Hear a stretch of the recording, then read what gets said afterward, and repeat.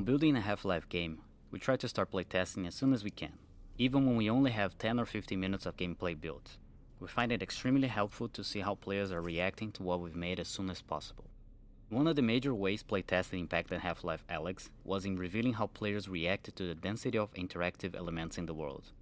Before we begin, we were already aware that players would likely spend more time paying attention to the details of the world around them in VR, but we were unprepared for how significant this would be.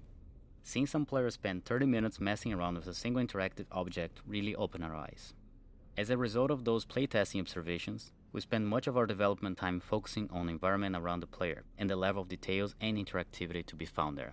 It might seem surprising that we didn't start with the assumption that we wouldn't need to spend that amount of time on the world, but the reality of game development is that we always have a finite amount of time to build a game and we're always making trade-offs. In the ideal case, we spend our finite time on whatever contributes the most to the player's experience. So, playtesting early and thereby getting a better sense of what elements are contributing to the player experience help us understand where to spend the limited time we have. In this case, those early playtests told us to significantly increase the amount we should budget for creating the world details and interactivity. Oh, holy ish.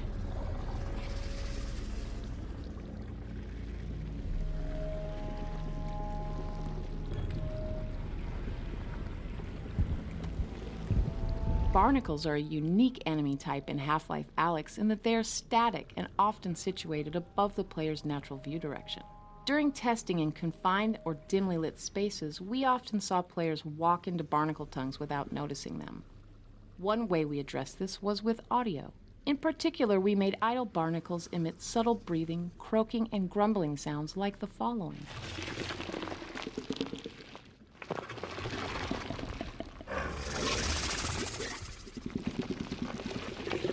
These sounds helped alert players to the presence of barnacles, and also made them seem like living creatures that were always active, not just a mechanical piece of gameplay that responded only to the player's actions.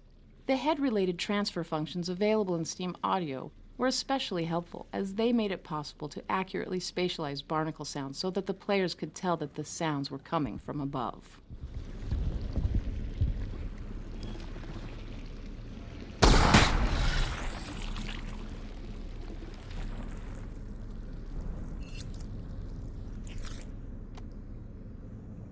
Early incarnations of manhacks were frustrating to fight in VR, since their audio was not providing enough information about their location. They seemed to appear from nowhere, and even when close to the player, they lacked a dramatic presence. We tried a variety of layered sounds with varying distance fall-offs, but this often created more confusion, especially when multiple manhacks were nearby. Our ultimate solution to the problem consisted of two parts.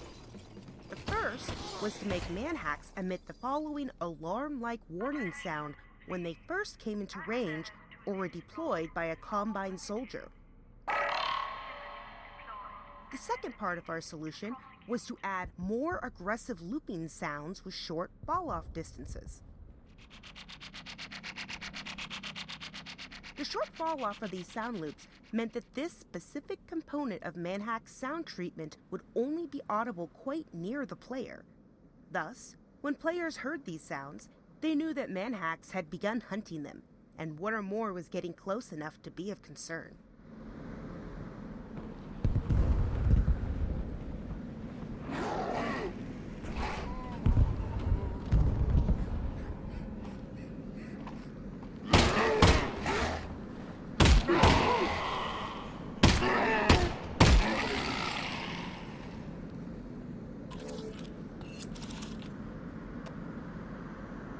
Before Final Art was added, the cramped dark area of this level did not take players very long to traverse.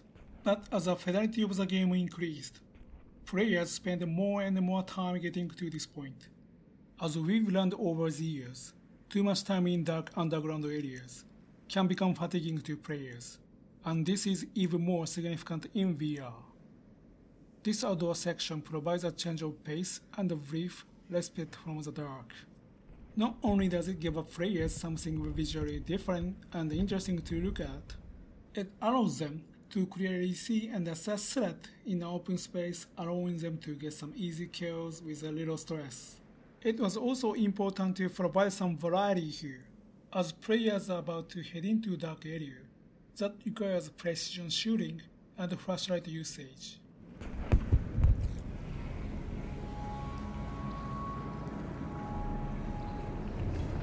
This section, with a multitude of explosive barrels embedded in Zen overgrowth, was designed to switch up player expectations and change the pacing of the level. Prior to this point in the game, explosive barrels and canisters were used as offensive weapons. In this space, they're deadly to the player. If a barrel or canister does explode, it sets off a fatal chain reaction. This change in priority forces players to aim carefully and adds intensity without combat. This has the positive side effect of training players to utilize the pistol even more effectively. While the automatic alignment of the flashlight with a braced weapon is useful in direct combat, in this section we observed players taking advantage of the decoupled weapon and flashlight as they illuminated and targeted barnacles in the intricate Zen foliage overhead.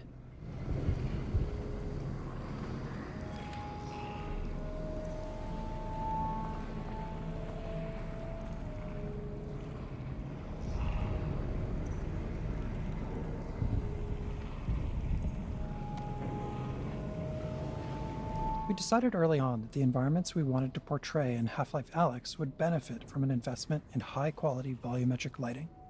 This component of illumination is an indispensable tool, not just for creating atmosphere, but for drawing the player's attention to critical gameplay elements. Our system works in 3 phases. In the first phase, illumination from static light sources is captured in a 3-level hierarchical volumetric clip map surrounding the player. The highest resolution level of this clip map measures 1 cubic inch per voxel. The clip map is updated incrementally, less than once per frame, as the player moves throughout the scene.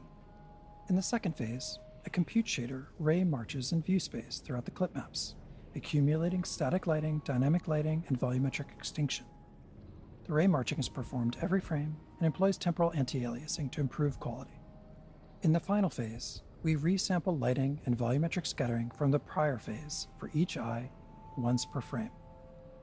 The result is a texture that describes, for any given view space depth, volumetric scattering and extinction, which we apply during forward rendering.